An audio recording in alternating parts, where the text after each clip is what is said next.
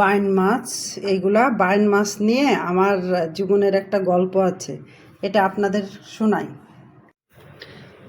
এই বাইন মাছ আমাদের পুকুরে না, ওই যে জমির মাঝখানে আপা বলে গর্ত টাইপের, ওখানে না অনেক হতো। তাই এরকম গরমের সময় সেই এই বাইন মাছগুলা করতো, ওই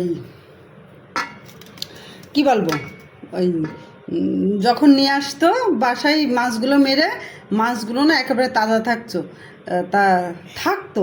তা আমাদের বড় নান্দ আছে, এত বিশাল বড়, তারই ভিতর জল দিয়ে রেখে দিত।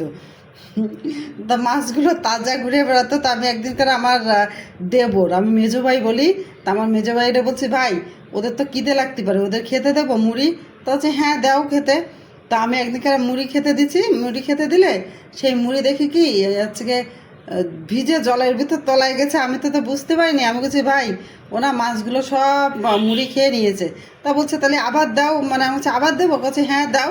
ভেজে পরদিন এই মাছগুলো মরে একেবারে উপরে ভাসতেছে, অনেক মাছ ছিল। তারপরে আমি যখন জল ঢাললাম যে মাছগুলো নেওয়ার জন্য, দেখি কি মুড়ি সব তলে, হ্যাঁ, একেবারে ডুবে রয়েছে মুড়ি। আর উড়ির জন্যে আমার মাছগুলো মরে গেছে।